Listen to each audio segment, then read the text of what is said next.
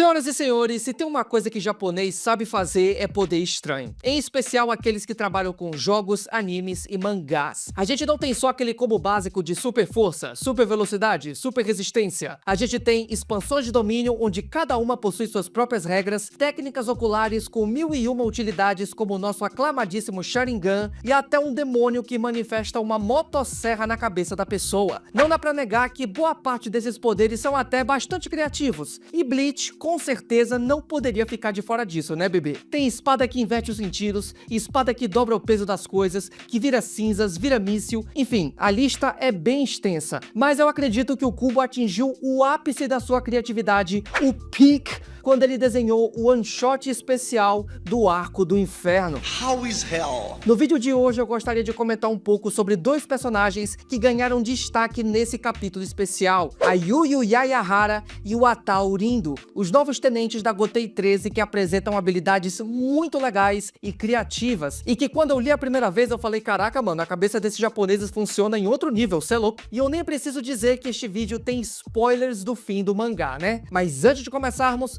já vai deixando aquele like e compartilhando o vídeo para ajudar no engajamento e, se possível, se inscreva no canal para ficar por dentro das últimas novidades e conteúdo sobre Bleach. Vocês também fizeram um trabalho absurdo hypando os últimos vídeos, então eu só tenho a agradecer pela credibilidade, beleza? Então, vamos lá!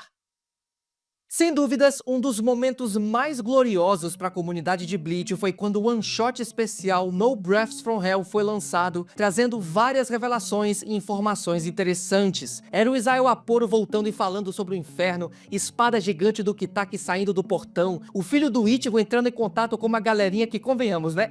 Não é nem um pouco suspeita, olha o nível das amizades do moleque. O diabo não está brincando contigo! E no meio dessa leva de novas informações, nós também somos apresentados a dois personagens inéditos que passaram a fazer parte da Gotei 13. A tenente da 8ª divisão sob o comando da Lisa, Yu Yu Yayahara, e o tenente da 7ª divisão sob o comando do Iba, Atao Rindo. Dois personagens com características muito especiais que conversam bastante com o novo público que Bleach procura alcançar. O Atao é um Shinigami de aparência bem jovem e profundamente ligado aos animais. O primeiro painel que vemos dele é ele de costas rodeado de criaturas, em especial os pássaros. E uma característica muito interessante é que o personagem não se comunica através da fala, e sim pela linguagem de sinais. O Atao é um Shinigami surdo. Pelo menos é isso que o capítulo dá a entender. Quando o Iba chama o tenente pelo nome para trazer o comunicado do Mayuri sobre o ritual, ele imediatamente se vira e explica que já havia escutado a mensagem. E embora à primeira vista pareça que ele não é surdo, notem que ele aponta para o pássaro no seu ombro com a mão esquerda e depois faz um gesto com a direita, possivelmente indicando que o próprio animal havia comunicado a mensagem. Percebam também que não existem balões de fala no painel, reforçando que o que está sendo traduzido são os seus gestos. Mais tarde no capítulo, quando todos já estão no mundo humano, o Renji explica para o Ichigo que o Atao sabe leitura labial, então ele não precisaria se preocupar caso não soubesse a linguagem de sinais, indicando que o personagem é de fato surdo. É muito legal essa parte porque o Atao muito educadamente faz reverência ao Ichigo e dá um ok com as mãos mostrando que estava tudo tranquilo. O interessante aqui é a forma como o Kubo adapta as habilidades do personagem se utilizando dessas características, porque aí você pode pensar, poxa, o Tousen era cego, a Zanpakuto dele tinha técnicas relacionadas a isso, mas ele conseguia liberar sua espada porque ele pronunciava o nome dela. Como que isso vai acontecer com o Atao? E é aí que entra a parte criativa do autor. O tenente escreve a liberação da sua Shikai da lateral da lâmina com os próprios dedos. E isso é muito legal. Através do comando Dar à Luz, a espada assume uma forma segmentada composta por pequenos talismãs que se transformam em uma revoada de pássaros, fazendo uma clara referência à ligação do Atao com os animais. Detalhe para o termo falcão entre aspas, indicando mais uma vez que ele está usando a linguagem de sinais para transmitir uma ideia. E convenhamos, né? É genial a forma como o Kubo ajusta as regras desse universo de acordo com a necessidade dos personagens, sem prejudicar o lore. Como uma Zanpakuto está relacionada à própria alma de um Shinigami, o Atao, mesmo não podendo falar, teria que manifestar sua liberação de algum modo. E por que não trazer isso de uma forma completamente nova? Eu achei incrível e muito criativo. E como nós só temos esse capítulo para se basear, dá para a desenvolver muitas questões sobre o que o personagem ainda pode apresentar. A primeira delas é: por que o Iba escolheu justamente um Shinigami tão ligado aos animais como o Tenente? Será que foi para auxiliar o Komamura, que acabou virando apenas um lobo? Ou talvez para traduzir o que ele gostaria de dizer para o antigo capitão? De onde surgiu essa ligação tão forte do Atal com os animais? Será que ele é incapaz de escutar as pessoas, mas consegue compreender os animais, como foi no comunicado do Mayuri? A sua Shikai pode manifestar características de outros animais ou apenas falcões? São muitas perguntas que infelizmente nós ainda não temos resposta. Vamos aguardar as cenas dos próximos capítulos. Já a outra personagem que também nos foi apresentada é a super carismática Yuyu Yayahara. E na minha percepção, essa tenente sintetiza todo o esforço da marca Bleach de alcançar e conversar com um novo público. A Yuyu é aquele tipo de pessoa que rejeita o tradicionalismo da Soul Society e é super moderna. Apesar de ser uma Shinigami, ela fica tirando selfies com o celular, colocando filtro e pedindo pro Ichigo adicionar ela nas redes sociais. Sem falar que a personagem renova todo aquele estilo alternativo que a obra tinha nos anos 2000. Claro que adaptando para a realidade tecnológica que temos hoje. Porém, a característica mais marcante da Yuyu é a sua personalidade e visual serem fortemente influenciados pela cultura Gyaro do Japão, um movimento fashion que surgiu nos anos 70,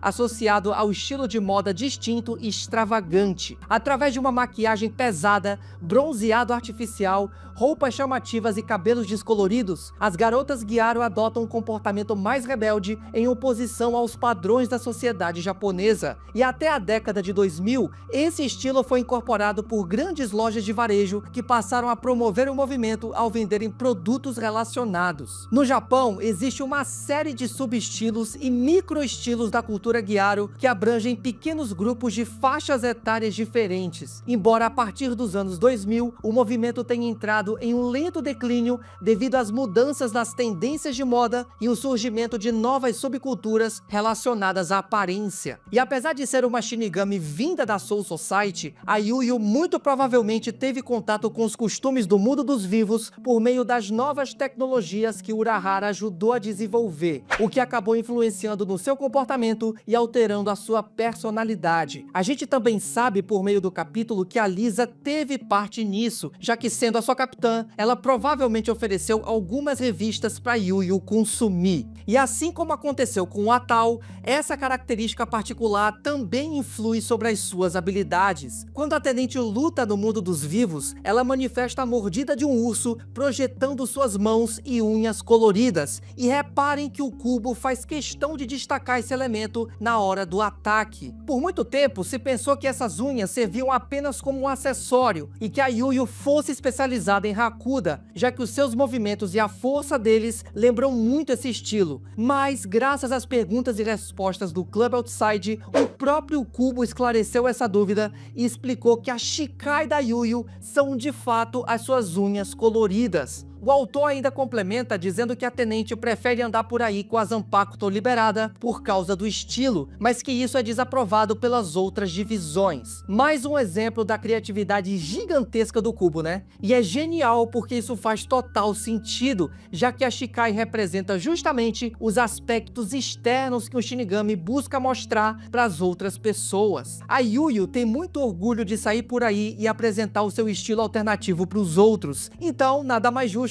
que a sua espada também reflita esse aspecto. Tanto o Atal quanto a Yuyu representam apenas uma pequena parte do potencial gigantesco de um arco do inferno. Em apenas um capítulo, o Cubo trouxe uma tonelada de conceitos e ideias interessantes, e eu não vejo a hora de acompanhar essa história em todos os seus detalhes. Ainda existem muitos personagens que não foram devidamente apresentados, e por enquanto a gente só pode imaginar até onde a criatividade do autor pode nos levar. Comentem aí sobre as suas teorias e o que acharam do Atal e da Yuyu. Eu tô sempre buscando ler todos os comentários, beleza? Obrigado pelo apoio, aqui é o Matheus do canal Bambuto e até mais.